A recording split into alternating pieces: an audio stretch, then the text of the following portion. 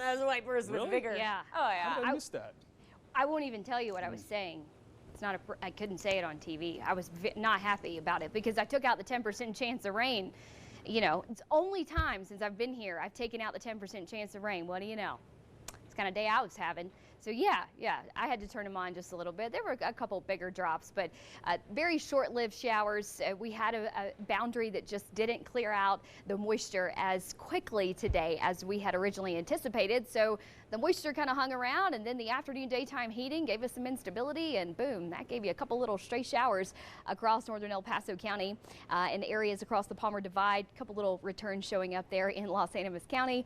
That is about it, though. We still expect mostly quiet conditions as we move through the overnight hours tonight. I want to take you to the Pacific here, just west of the Baja Peninsula. This is Hurricane ELIDA that is moving north. That will contain a weekend, but always you got to appreciate a nice view on satellite, right? That's why I'm showing you. Just, you know, maybe we need to see something a little different, a little outside the box, because this system is going to continue to weaken just a bit and moving towards northern California.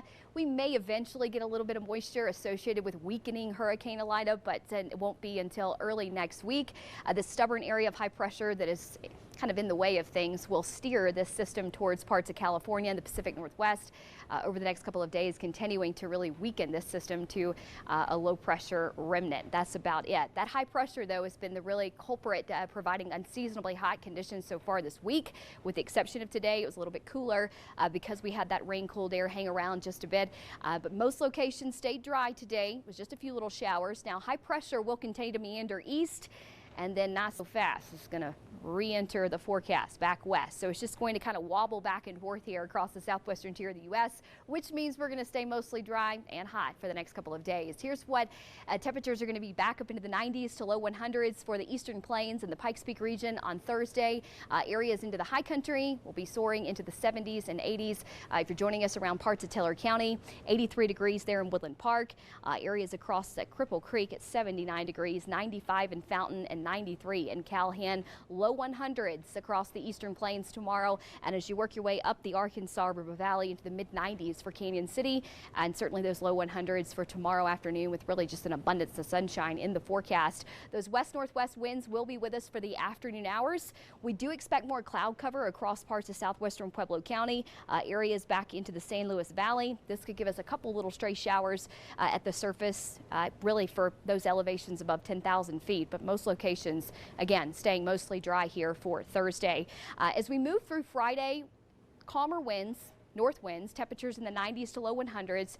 That north wind, though, will start to increase our cloud cover for Friday evening. There's a chance we could have just a few stray showers Friday evening, but most locations are trending on the drier side because it's going to take a while for moisture to start to really increase across our area. So we've been pretty dry, and by that what I mean is the atmosphere has got a lot of dry air. Our dew points are fairly low, and so it's going to take a bit for the moisture content to really increase. But look at these east winds coming in Saturday morning. It's going to bring in some fog for us for Lincoln County, possibly into El Paso County, but the east winds are going to transport in some moisture from the Gulf of Mexico. That will contribute to some afternoon downpours across the eastern plains and likely here right around El Paso County into Saturday evening. So may want to keep that in mind if you have any outdoor plans. Now, a front does in fact sweep the state on Sunday.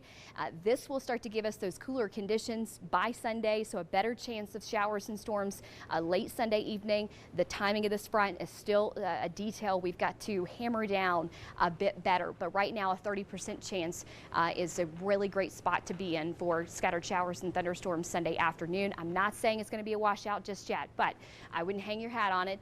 Just please be mindful if you're picking a day to be outdoors. Probably the best day is going to be Saturday. As Sunday, we do expect things to begin to change. Now, Canyon City temperatures in the middle 90s on Thursday, and then increase in cloud cover for Friday evening. Could get a few little stray showers closer to the mountains, but most locations stay dry.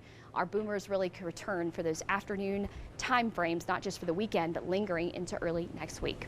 It'll be nice to see the rain return. Mary, thank you. A big day for cadets at the Air Force Academy as they start the new school year. More than 4,400 cadets are on campus and will be doing